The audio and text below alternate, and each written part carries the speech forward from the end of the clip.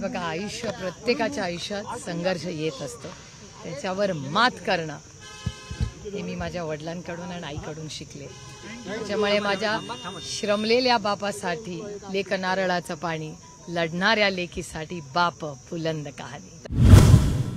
Bharat Ratna doctor Babasaheb आंबेडकरांनी देशाला हे जे संविधान दिलं आणि त्या संविधानामध्ये प्रत्येकाला एका मताचा अधिकार आहे आणि त्या हे पवित्र मत आहे. ते पवित्र मत आज संपूर्ण देशात तिसऱ्या टप्प्याचं मतदान चाललेलं आहे. शांततेच्या, पारदर्शकपणे, कुठलाही गडबड न होता शांततेच्या मार्गाने संविधानाच्या चौकटीत व्हावं, एवढीच माझी मागणी इलेक्शन कमिशनला आहे. ताई, काल तुम्ही मागणी केली होती पत्राद्वारे. ताई, इन कॅमेरा मतदान जे आहे ते 4 मतदारसंघामध्ये व्हावं असं तुम्ही सांगितलं होतं. इन कॅमेरा मतदान का घेऊ वाटतं? हे 4 मतदारसंघ तुम्हाला संवेदनशील का वाटतायत? काय भीती? मला कशाची भीती वाटत नाही. मला चुकीचं व्हायची काळजी आणि चिंता असते आणि त्याच्यामुळे ह्या देशामध्ये जे मतदान व्हावं ते पारदर्शकपणे व्हावं.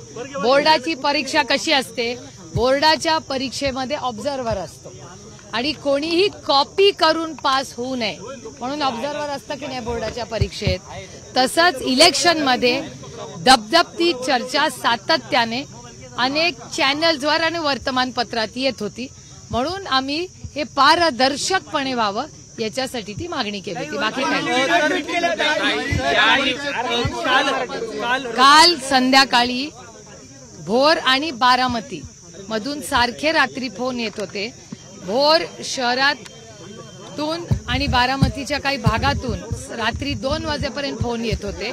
आता पोलिसांनी जे सत्य आहे आणि जे पारदर्शकपणे आहे त्याला न्याय द्यावा. रोहित पवारांनी काल व्हिडिओ ट्विट केले. नाही, काल रात्रीची वेळ आहे. आजकाल काय असतं ताई, टेक्नॉलॉजीमुळे तुम्ही फोटो कुठे घेतला, किती वाजता घेतला, त्याचं पूर्ण रेकॉर्डिंग असतं.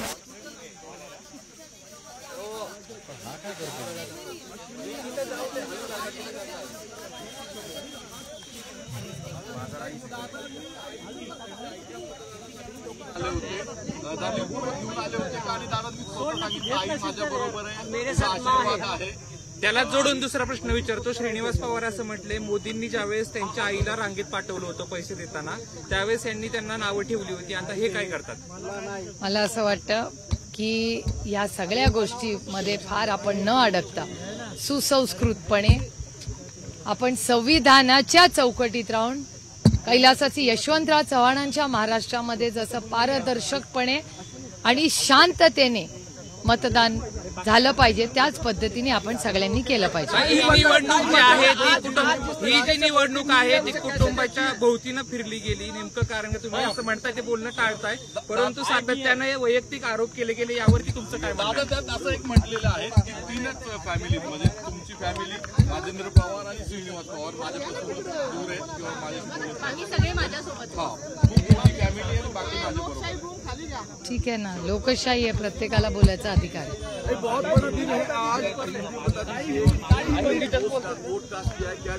मराठी झालं सगळं.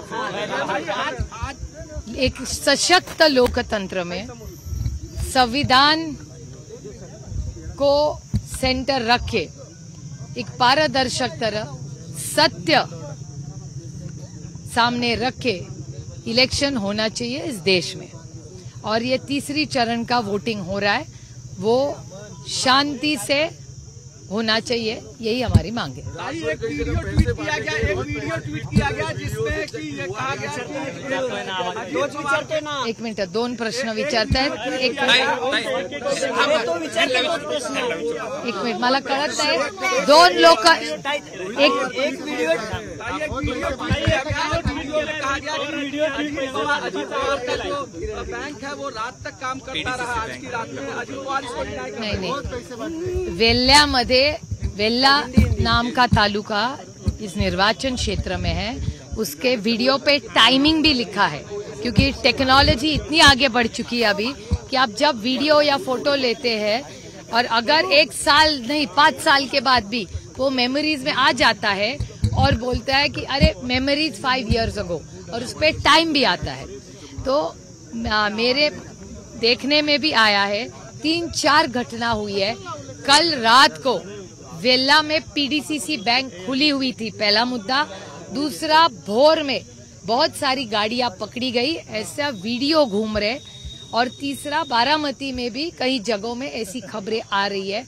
तो बारामती, भोर, बहुत सारी जगहों से ऐसे वीडियो आ रहे हैं। जो मुझे फोन करके बोल रहा है, मैं उनको बड़ी विनम्रता से कह रही है कि आप पुलिस थाने जाइए, ये देश संविधान से चलता है, किसी की मर्जी से नहीं।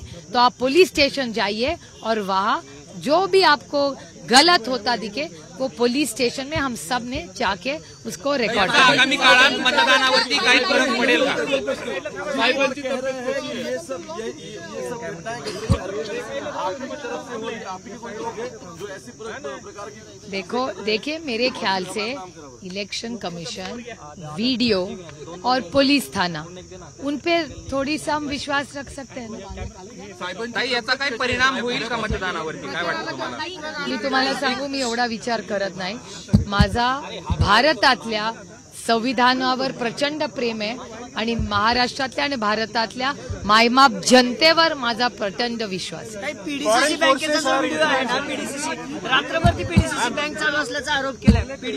पीडीसीसी बँकेचा व्हिडिओ, त्याची वेळ आणि त्याचं हे माझ्याकडे आलेलं आहे। तर मी तिथल्या ज्यांनी पाठवलं त्याला विनंती केली की बाबा रे, तू हे पोलीस स्टेशन आणि इलेक्शन कमिशनला पाठव, कारण का बाकीचं मला माहिती नाही। मी या देशामध्ये संविधानाच्या चौकटीत राहूनच काम केलेलं आणि करत राहणार। Rules are made to be followed. Prime Minister is telling that foreign forces are influencing election in India. I haven't heard it, so I will not be able to. I am not in a position to comment on He it. also made an accusation that Congress is creating fear in Muslims.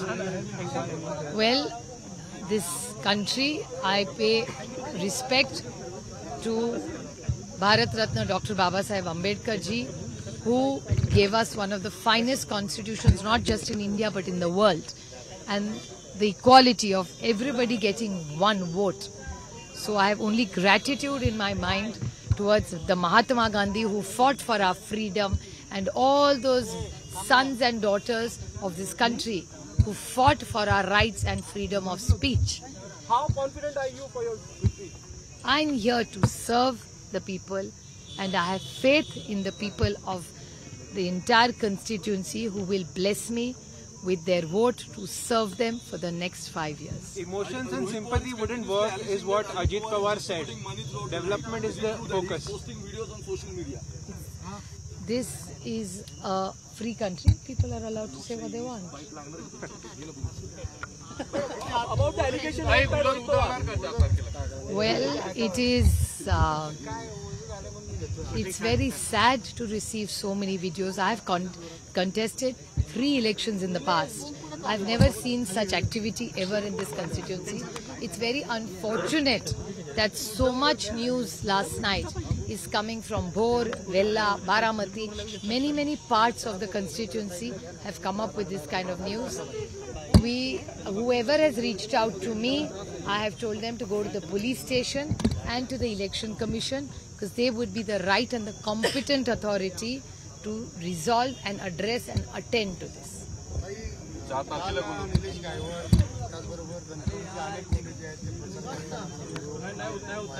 Viral नाही झालं, वास्तव आहे ते। Viral नाही, video नाही कोणी viral केलेला। हे दुर्दैव आहे की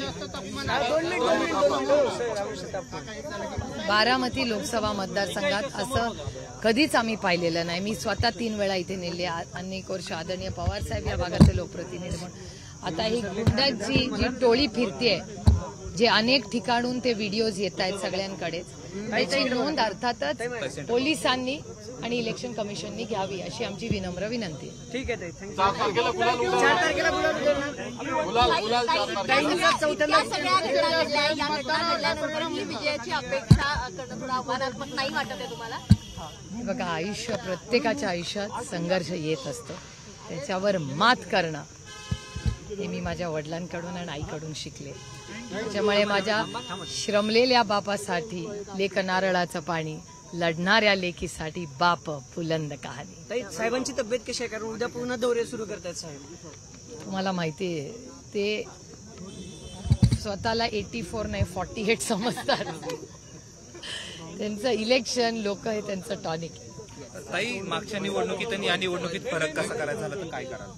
मला असं वाटतं हे जे मी तुमच्याचकडून ऐकलं की गुंड फिरतायत, बँका रात्री उघडल्या आहेत, पैसे वाटले जात आहेत, या सगळ्या गोष्टी मी 3 वेळा ही लोकसभा लढलेले आहे. कधीच गुंड, पैशाचा गैरवापर, दमदाट्या, धमक्या या कधीच कानावर आल्या नाही. त्याच्या आणि या तुमच्याचकडून येत आहे. म्हणजे बँक रात्री उघडी आहे, पैसे वाटले जात आहेत आणि गुंड फिरतायत, लोक पकडले जात आहेत, पोलीस इन्व्हॉल्ड आहे. हे दुर्दैव आहे की छत्रपतींच्या, शाहू फुले आंबेडकरांच्या महाराष्ट्रामध्ये, कैलासवासी यशवंतराव चव्हाणांच्या महाराष्ट्रामध्ये असं होतंय. हे खूप दुर्दैवी. एक शेवटचा प्रश्न. गिरीश महाजन असं म्हणाले की निवडणुका आल्या की पावसात भिजायचं, निवडणुका आल्या की आजारी पडायचं. ह्या खूप दिवसापासून चालू. लोक आता म्हणजे वेड्यात निघणार नाही या सगळ्या. पण असं बोलणं कितपत?